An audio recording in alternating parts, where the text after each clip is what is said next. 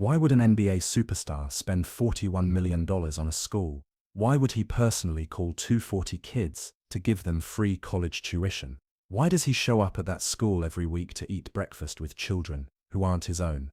The answer lies in LeBron's past that nobody talks about. A past where he was that kid who couldn't go to school, that kid who slept on couches, that kid who went hungry, that kid who thought he had no future. Before starting the video, I would be very happy if you subscribe to my channel and support me. Have a good day. This isn't a story about basketball. This is about the most important play LeBron James ever made, and it happened off the court. But to understand why LeBron built this school, we need to go back to where it all started, to the streets of Akron, Ohio, to a childhood most people never knew existed. December 30th, 1984. Gloria James gave birth to a baby boy in Akron, Ohio. She was 16 years old. 16. Still a child herself. No husband. No father in the picture. No money. No stable home. No plan. Just a newborn baby, and the weight of the entire world on her teenage shoulders. She named him LeBron Raymond James. And from day one, survival became their daily mission. Akron in the 1980s and 90s wasn't the Akron you might imagine. It was rough. Really rough. The crack epidemic had devastated neighborhoods. Factories were closing. Jobs were disappearing. Families were falling apart. Violence was everywhere. Poverty was generational. And Gloria was trying to raise a son. In the middle of all that chaos, they moved constantly. Not by choice, by necessity. Evictions. Couldn't pay rent. Staying with friends. Wearing out welcomes. Moving to the next place. Then the next. Then the next. By the time LeBron was 8 years old, they had moved 12 times. 12 different homes in 8 years.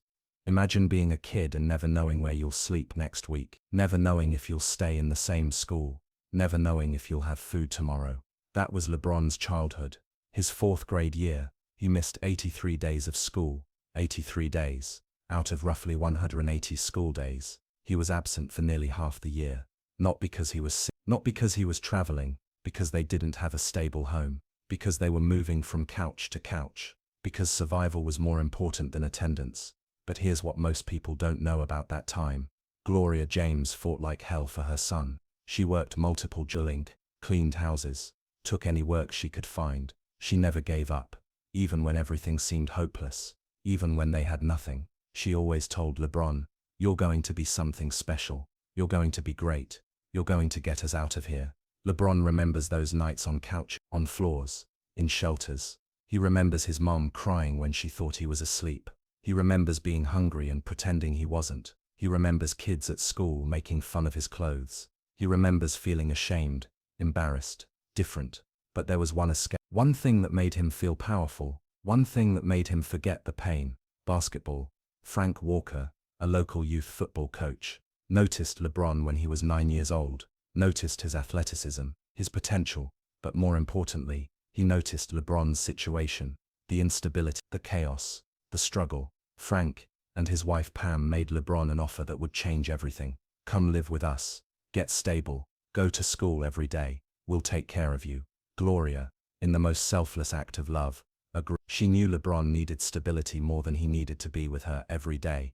It broke her heart, but she did it anyway. For him, living with the Walkers, LeBron experienced structure for the first time. Regular meals, same bedroom, same school, consistency. And basketball became his obsession. He was already bigger, faster, stronger than other kids. But now he had something else. Focus. He played in youth leagues. Dominated. People started talking. "That James kid is special."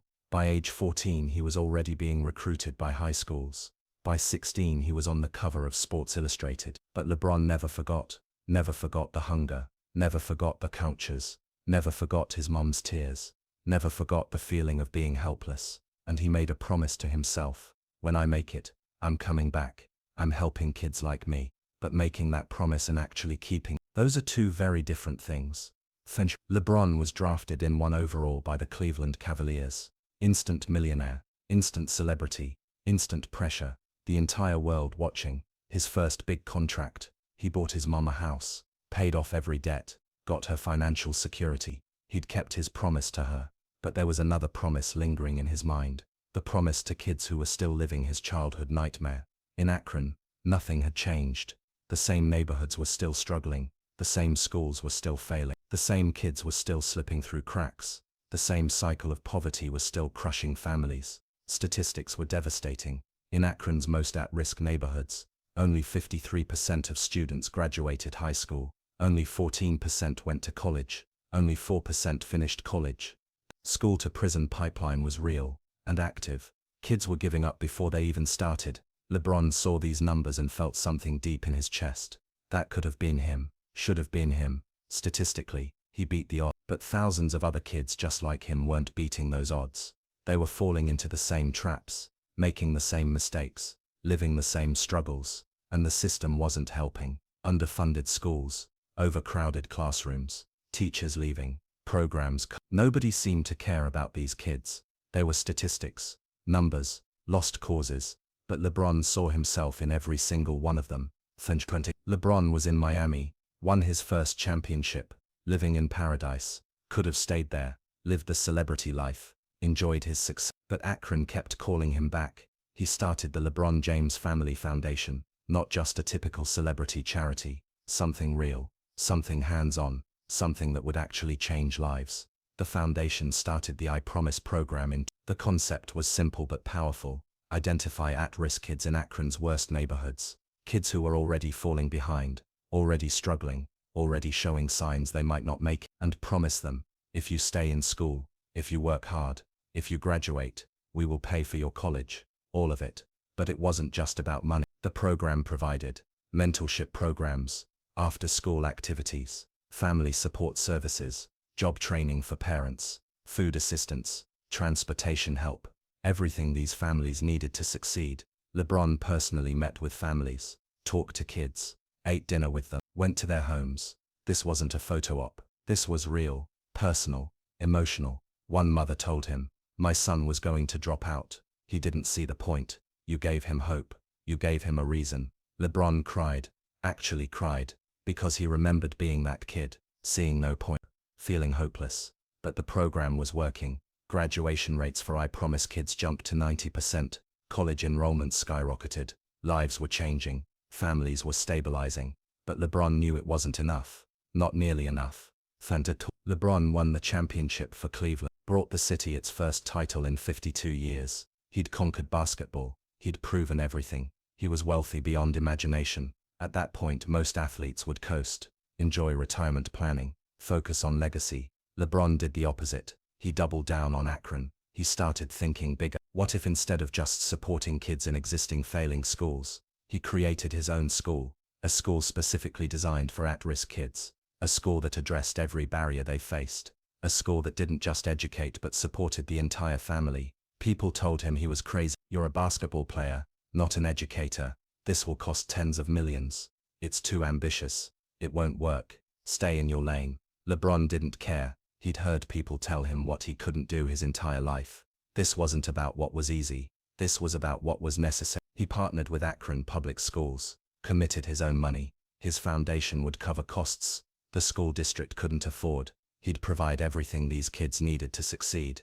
The school would be called I Promise School, and it would be unlike any school in America. The plan was revolutionary. I Promise School would for students, free tuition, uniforms, breakfast, lunch, snacks, extended school day, 8 a.m. 5 p.m., extended school year, longer than traditional schools, transportation provided, bicycles for every student, because remembered not being able to afford one, free meals during summer break, access to food banks for families, job placement assistance for parents, GED programs for parents who didn't graduate, guaranteed college tuition to University of Akron for every graduate, for families, on-site social services, mental health counseling, legal assistance, job training programs, financial literacy classes, parenting support groups, health services, everything needed to stabilize entire families. This wasn't just a school. This was a comprehensive support system designed to break the cycle of poverty. The budget, over $8 million per year. LeBron's foundation committed to funding it indefinitely. We're talking potentially over $100 million throughout its lifetime. But before the school even opened, LeBron did something that would make national headlines. Summer 2018. The school was ready to open. 20 third and fourth graders had been selected. The most at-risk kids in Akron, kids who reminded LeBron of himself. LeBron decided to personally call each family, all 20 families, one by one, to tell them their child had been accepted, to tell them everything would be free, to tell them he was promising to send their kid to college. Those phone calls changed everything. One mother answered the phone. "Hello. Hi, this is LeBron James." Silence. She thought it was a prank. "I'm calling to tell you that your son has been accepted to the E-Promise school. Everything will be completely free, and when he graduates high school, I'm personally guaranteeing he goes to college, full scholarship. I promise." The mother started crying, actually sobbing on the phone. "Are you serious? This is real?" "Yes, ma'am. This is real. I was your son once. I know his struggle. I'm not going to let him fail." This happened 40 times. Parents cried. Kids cried. Families couldn't believe it. One father said, "My daughter was already talking about dropping out. She's in third grade and already giving up. You just gave her a future." LeBron made those calls from Los Angeles during the summer. After each call, his team said he'd sit there for a minute, processing, emotional, sometimes crying himself, because he was keeping the promise he made to himself as a hungry kid on a couch, the promise to come back and help. But here's what happened next that shocked everyone. July 30th, 2018. I Promise School officially opened in Akron, Ohio. The media coverage was minimal, surprisingly minimal. ESPN barely mentioned it. Most sports networks gave it 30 seconds. CNN ran a short segment. That's it. Meanwhile, the same network spent hours covering LeBron's Lakers debut, what jersey number he'd wear, his potential stats, his Hollywood connections, literally anything basketball related. But a school that would change 40 lives immediately and thousands eventually. That would cost him over $100 million. That was actually addressing systemic poverty. 30 seconds. The NBA itself barely acknowledged it. No special ceremony. No league-wide recognition. Nothing. LeBron noticed. His team noticed. The families noticed. It was almost like people didn't want to talk about it, because talking about it meant acknowledging the problem, acknowledging that one athlete was doing more to help at-risk kids than entire systems. One man with a checkbook was outperforming government programs, school districts, and charity organizations. It made people uncomfortable, so they ignored it. But the school opened anyway, and what happened inside was magical. Day 1. 40 kids walked into I Promise School. Many of them had never experienced anything like this. Free breakfast waiting for them. Actual nutritious food. Not just snacks. Real meals. Every kid got a new backpack filled with supplies. Brand new. Theirs to keep. Every kid got a bicycle. Some of these kids had never owned a bike in their lives. LeBron remembered wanting a bike so badly as a kid, and never getting one. Now every I Promise student got one. Transportation. Independence. Childhood joy. The classrooms were state-of-the-art. Technology everywhere.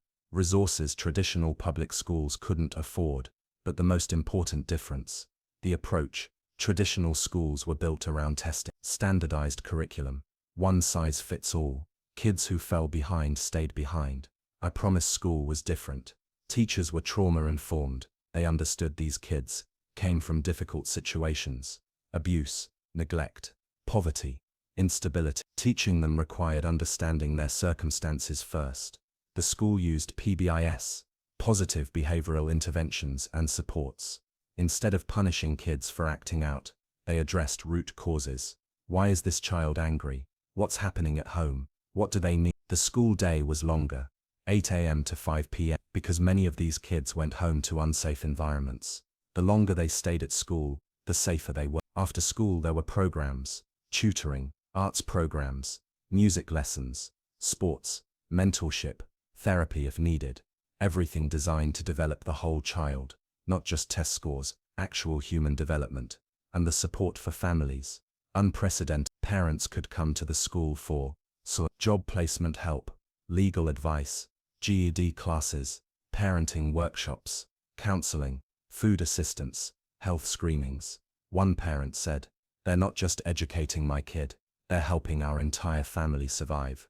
That was the point. You can't educate a child who's hungry, scared, unstable at home. You have to support the whole family. And it was working. First-year results came in. Skeptics had predicted failure. Celebrity vanity project. Won't last. Those kids are too far behind. They were wrong. Dead wrong. I Promise School first-year results. 90% attendance rate, compared to 53% district average for similar demographics. Reading scores improved dramatically. Math scores jumped significantly. 0 student expulsions compared to high rates at other schools. Parent involvement skyrocketed. Family stability improved across the board. The Rand Corporation did an independent study. Their conclusion: I Promise School students are making academic growth that exceeds typical growth for students across the state. Translation: it was actually working. These lost cause kids were thriving. But the most powerful evidence wasn't statistics. It was stories.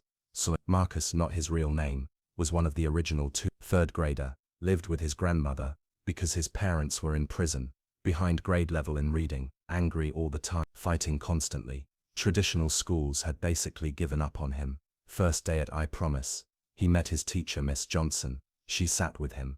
Tell me about yourself. What do you like? What makes you angry? He didn't trust her at first, but she kept showing up, kept caring, kept asking. Eventually he opened up, told her about his parents, his anger, his feeling that nobody cared. She told him, I care.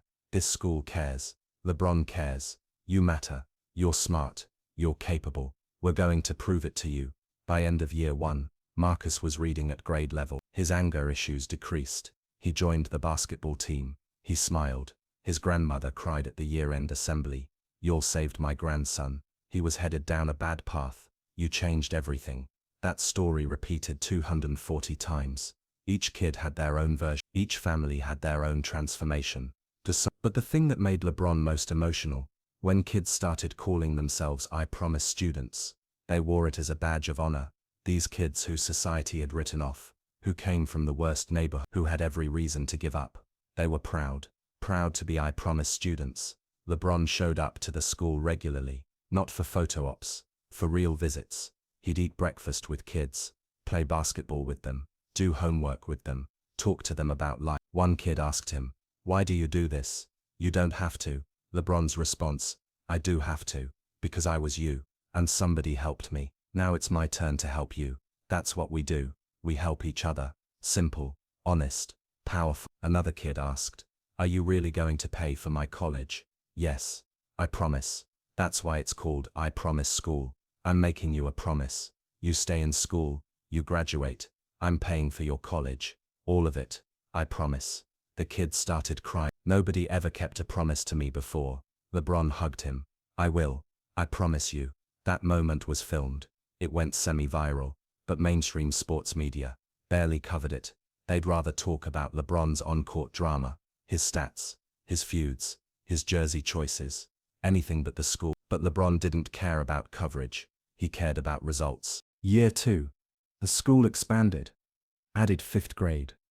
Another 80 students. Now 20 kids total. All at risk. All getting the same comprehensive support. Results continued improving. Reading and math scores exceeded state averages. Not just for at-risk schools, for all schools. These kids who were written off were now outperforming kids from wealthy neighborhoods. How? Comprehensive support. Meeting every need. Believing in every child. But something else was happening that nobody expected. The older siblings of I Promise students started changing. They saw their little brothers and sisters getting opportunities, getting support, thriving, and they wanted that too. The foundation started programs for older students, middle schoolers, high schoolers, helping them catch up, stay in school, graduate, go to college. The ripple effect was expanding. Not just 240 kids, but their siblings, their cousins, their friends. The whole community was shifting. Neighborhood crime rates near the school started dropping, not because of police, because kids had something to do, somewhere to go, hope for the future. Local businesses started partnering with the school, offering internships, job training, creating pathways to employment. One school was changing an entire community. Year 3, 2020. COVID-19 pandemic hit. Schools across America closed, went virtual. Millions of at-risk kids disappeared, fell behind, lost an entire year of education. The achievement gap exploded. I Promise School did something different. They distributed laptops to every family, set up Wi-Fi hotspots, delivered meals to homes, called every family weekly, checked on mental health, provided whatever support was needed. When traditional schools abandoned at-risk kids, I Promise doubled down on support. Result: I Promise students stayed engaged, stayed learning, stayed connected. One parent said, "When the pandemic hit, I thought my kid would fall behind like his cousins in other schools. But I Promise never gave up on us. They showed up to our door with food, computers, help." That's what happens when you actually care about kids instead of just processing them through a system. And LeBron, he personally called families during COVID, hundreds of calls, checking in, asking what they needed, providing whatever help he could, not for press, not for credit, because he genuinely cared. Year 4, school expanded again, now serving grades 1, over 450 students, multiple millions per year in costs. LeBron's foundation kept funding it, no hesitation, no complaints. By this point, the results were undeniable. I Promise School versus Akron District. Average attendance 90% versus 53%. Reading proficiency 2x district average. Math proficiency 2x district average. Graduation rate for 8th graders moving to high school, 100% versus 53%. Completely funded by one man, was outperforming an entire system. Independent education researchers called it the most successful intervention for at-risk students in modern American history. Ivy League universities wrote case studies on the I Promise model. Other cities wanted to replicate it. Education reform advocates held it up as the gold standard, but you barely know it from mainstream coverage. The silence from major media remained deafening. ESPN's coverage of LeBron between 2018-2022, hours on his Lakers performance, extensive analysis of his championships, deep dives into his business ventures, constant coverage of his social media, total coverage of I Promise School, maybe 10 minutes across 4 years. The NBA itself, Commissioner Adam Silver occasionally mentioned it in passing, but no league-wide initiative, no special recognition, no other superstars inspired to do the same. Why? Several theories. 1. It exposed systemic failure. One rich athlete shouldn't have to solve problems the government should solve. Acknowledging LeBron's success meant acknowledging system failure. 2. It challenged priorities. We spend billions on entertainment, stadiums, military, but not on at-risk kids. LeBron's school asked uncomfortable questions. 3. It wasn't entertaining. Media wants drama, conflict. LeBron helping kids doesn't generate clicks like LeBron feuding with players. 4. It required depth. Understanding I Promise's impact requires more than soundbites. It requires actually caring about education policy and systemic poverty. Most sports media won't do that work, so they ignored it, minimized it, moved on to more interesting stories. But the kids and families, they knew, they lived it. For them, LeBron was more than an athlete. He was a lifeline. By 2023, the impact was multi-generational. Original I Promise students were now in high school, thriving, on track to graduate, planning for college. Some already accepted to universities. But it wasn't just them. Their younger siblings enrolled in I Promise. Their cousins, their neighbors. The impact compounded.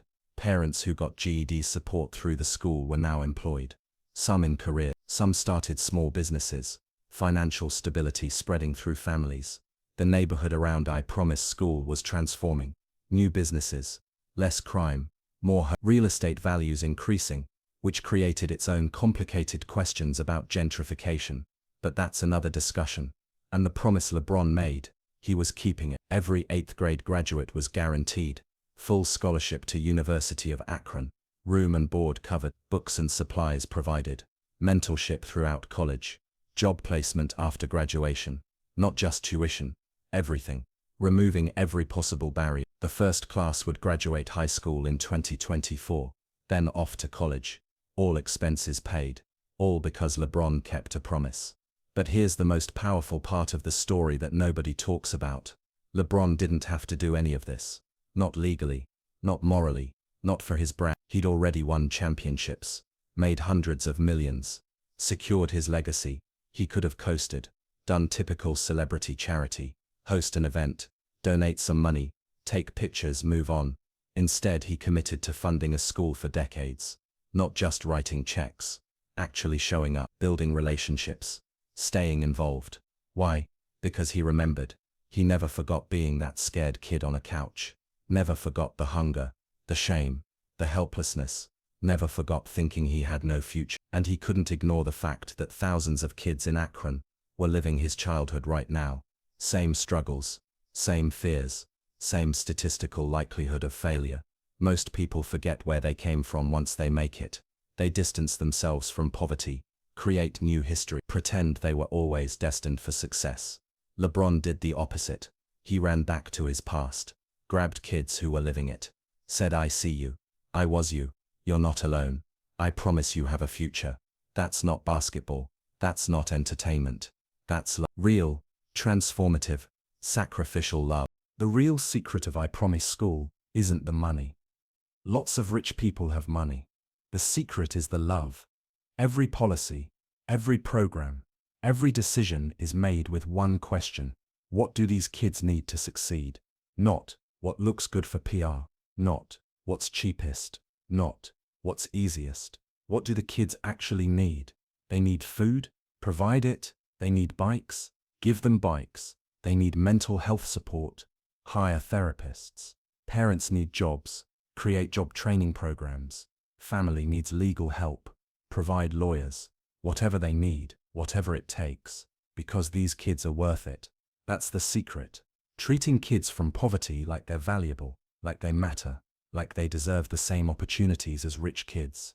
Revolutionary, right? That we have to call it revolutionary, to simply treat poor kids like human beings deserving of support. Stories from I Promise students. Years later, Destiny, original student, now 14. Before I Promise, I thought I was stupid. Nobody expected anything from me. Now I'm in advanced classes. I want to be a doctor, and I actually believe I can. Jamal, original student, now 15. My older brother dropped out of school. He's in jail now. I was heading the same way. I Promise saved my life. For real. Mr. James saved my life. Keisha's mom. I got my GED through the school's program. Now I have a real job. Health insurance. We moved to a better apartment. My daughter sees me succeeding. That changes everything. Marcus, the angry third grader from earlier, now 14. I used to think nobody cared about kids like me. We were just problems. I Promise showed me I'm not a problem. I'm a person with potential. That changed how I see myself. These aren't just statistics. These are real human beings, whose entire life trajectories changed, because one person decided to keep a promise. 2024, 6 years since the school opened. Total impact, 700 POS students directly served, 2,000 family members supported, 100% high school graduation rate for I Promise students, $100 million invested by LeBron's foundation, model being studied for replication nationwide, thousands of lives permanently changed, and LeBron, at age 39, still playing basketball, still dominant, but he said multiple times, "My championships on the court will be forgotten. I Promise School is my real legacy."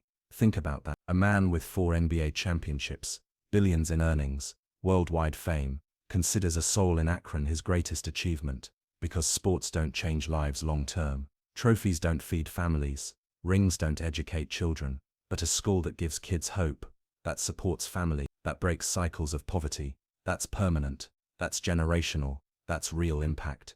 The question from the beginning: why would an NBA superstar spend $41 million on kids who aren't his? Because they are his. They're him. The him that almost didn't make it. The him that went hungry. The him that couldn't go to school. The him that had no hope. LeBron sees himself in every I Promise student, and he refuses to let them suffer what he suffered. He refuses to let statistics determine their future. He refuses to accept that poverty is permanent. So he made a promise, and he's keeping it. One kid at a time. One family at a time, one generation at a time. The NBA tried to ignore it. The media barely covered it. But you can't ignore 700 changed lives. You can't ignore families climbing out of poverty. You can't ignore an entire community transform. I promise school isn't a secret. It's the truth. The truth about what happens when someone with resources actually cares. The truth about what's possible when you invest in kids everyone else wrote off. The truth about LeBron James's real legacy. Today, if you visit I Promise School in Akron, you'll see something remarkable. Kids arriving excited for school, families involved, teachers passionate, hope everywhere. On the wall in the main hallway there's a quote in huge letters, "I promise to never forget where I came from." LeBron James. Underneath it, students added their own promises. "I promise to graduate. I promise to go to college. I promise to help my community." Hundreds of promises from hundreds of kids, all of them kept, all because one person kept his promise first. LeBron James played in the NBA for over 20 years. He won 4 championships, made over 40,000 points, earned over $1 billion, built a business empire, became a global icon. But none of that compares to what he did with I Promise School. He took kids who society had discarded and said, "You matter." He took families who were struggling and said, "I see you." He took a community that was failing and said, "I'm not giving up on you." And then he backed it up with action. Real money, real time, real commitment, real love. That's not basketball. That's not celebrity. That's humanity at its best. So when people ask what LeBron James's legacy will be, don't talk about rings. Don't talk about don't talk about championships. Talk about the kid who missed 83 days of 4th grade and grew up to ensure 700 kids never miss a day. Talk about the boy who slept on couches and now ensures hundreds of families have stable homes. Talk about the child who went hungry and now feeds entire communities. Talk about the teenager who thought he had no future and now guarantees futures for thousands. That's legacy. That's impact. That's what actually matters. The school the NBA tried to ignore became the most important thing LeBron James ever built, and it will outlast every trophy, every highlight, every record, because 50 years from now, those championships will be footnote. But the doctors, lawyers, teachers and leaders who graduated from I Promise School, they'll be changing the world, and they'll all remember, LeBron James kept his promise. That's the real story. That's the $41 million secret. That wasn't really a secret at all. It was love disguised as education, hope disguised as a school, a promise kept when everyone else broke theirs. LeBron James didn't just play the game, he changed it, not on the court, but in the classroom, in the community, in the lives that mattered most. And that, more than anything else, is why he's truly the king.